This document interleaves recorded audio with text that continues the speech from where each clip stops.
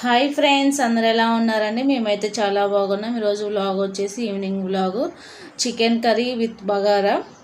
Chicken మరీ curry కాదు, కొంచెం దగ్గరికి గ్రేవీ టైపు అయితే అండి. ఆయిల్ పెట్టేసుకున్నాను. 3 స్పూన్స్ ఆయిల్ వేసుకొని ఆనియన్స్ పచ్చిమిర్చి కట్ చేసి వేపేసుకుంటున్నాను.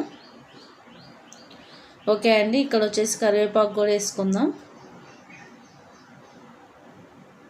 ఆనియన్స్ కొంచెం లైట్ బ్రౌనిష్కి వచ్చాక చికెన్ వేసేసుకోవాలి. ఓకే, ఇక్కడ వచ్చేసి ఆనియన్స్ వేగిపోయాయి. చికెన్ వేసేసుకుందాం. నేను వచ్చేసి ఇక్కడ కేజీ చికెన్ తీసుకున్నానండి.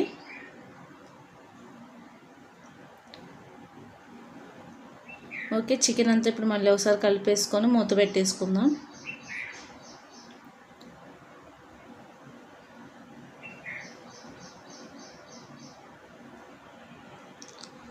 ఇది వచ్చేసి సండే వ్లాగ్ అండి. ఓకే, మూత పెట్టేసుకొని ఓకే అండి. ఇక్కడ వాటర్ వచ్చేసాయి కదా, ఉప్పు పసుపు వేసేసుకుందాం. ఇప్పుడు పక్కన వచ్చేసి వైట్ రైస్ కొంచెం పెట్టేశాను. ఓకే, ఇది కలిపేసుకొని మళ్ళీ ఒకసారి ఒక 5 నిమిషాలు మూత పెట్టుకొని సిమ్లో ఉడకనిచ్చుకుందాం.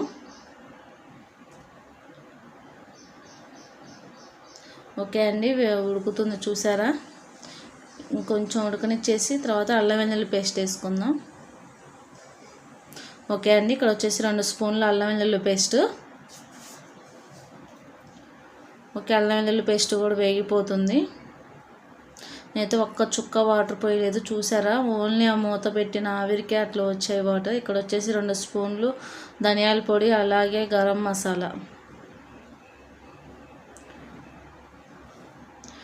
ఓకే, ఒకసారి కలిపేసుకొని ఇది కూడా పచ్చి స్మెల్ పోయిందాక కొంచెం ఉడకనిచ్చుకుందాం.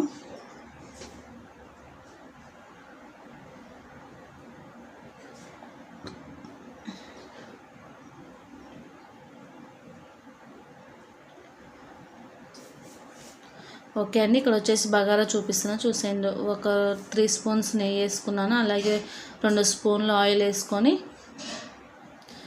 అది ఇది కంబైన్డ్ అయి ఉందండి వీడియో. ఓకే, ఇక్కడ ఇందాక గరం మసాలా వేసుకున్నాం కదా, అదే మళ్ళీ కలిపేసుకున్నాను మళ్ళీ ఒకసారి. ఇక్కడ వచ్చేసి హోల్ గరం మసాలా స్పైసెస్ ఇవి. నేను షాజీరా బదులు జీలకర్ర వేసుకున్నాను, నా దగ్గర షాజీరా లేదని చెప్పేసి. ఇక్కడ వచ్చేసి ఆనియన్స్ పచ్చిమిర్చి ఇవి బ్రౌన్ కలర్లోకి వచ్చిన తర్వాత అందరికీ తెలుసు బగారా అంటే. ఓకే, ఇక్కడ వచ్చేసి కరివేపాకు.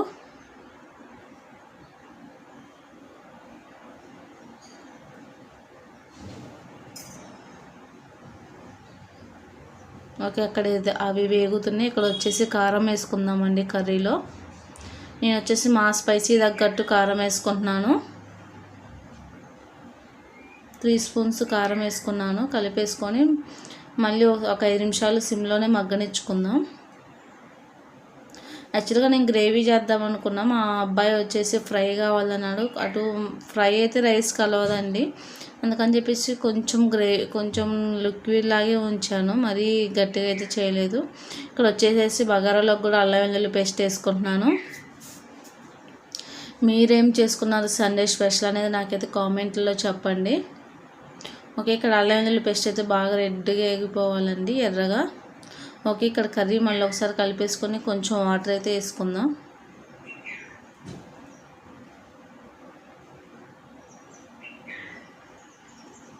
చూసారు కదా, ఇక్కడ వచ్చేసి అల్లం వెల్లుల్లి పేస్ట్ కూడా వేగిపోతుంది. మీ దగ్గర టమాటా అలాగే క్యారెట్ అవి ఉంటే కూడా వేసుకోవచ్చు. నేనైతే ఏమీ వేయలేదు, ఓన్లీ ఆనియన్స్ పచ్చిమిర్చి వేసేసాను. ఓకే, అది వేగిపోయింది. ఇప్పుడు వచ్చేసి నేను తీసుకున్న రైస్కి తగ్గట్టు వాటర్ పోసుకుంటున్నా. నేనైతే 1/2 kg రైస్ తీసుకున్నానండి, సో నాకు ఆ వాటర్ అయితే సరిపోతాయి.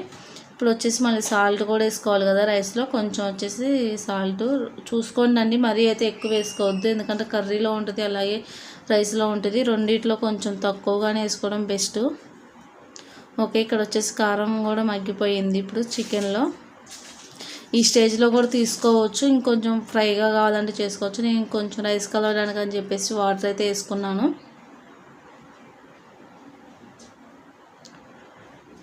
ఓకే అండి, ఇది ఇంకొక 5 నిమిషాలు అయితే ఉడికితే అయిపోతుంది చికెన్ కర్రీ అనేది. కొంచెం కరివేపాకు, అలాగే నా దగ్గర చింత చిగురు ఉందండి కొంచెం, ఆ పులుపు యాడ్ అవుతుందని చెప్పేసి వేసాను. బాగుంటుంది టేస్ట్. మటన్లో కూడా వేసుకోవచ్చు చింత చిగురు మటను. ఓకే, ఇక్కడ వచ్చేసి బాయిల్ అయితే వాటర్ అయితే బాయిల్ అవుతున్నాయి. రైస్ వేసుకుంటున్నాను.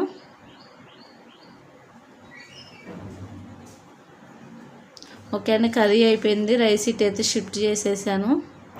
ఇంకా ఓకే, రైస్ మొత్తం అయితే ఇంకేం చూపించలేదు. నేను ఇక్కడ మా పిల్లలు తినేటప్పుడు ప్లేట్లో పెట్టేటప్పుడు వీడియో తీశాను. ఫస్ట్ మా బాబుకి, నెక్స్ట్ వచ్చేసి మా పాపకి, నెక్స్ట్ మా వారికి. ఓకే అండి, బగారా, ఆనియన్స్, నిమ్మకాయ కర్రీ. అంతే అండి. మా వీడియో కనుక మీకు నచ్చినట్లయితే లైక్ చేయండి, షేర్ చేయండి. బాయ్.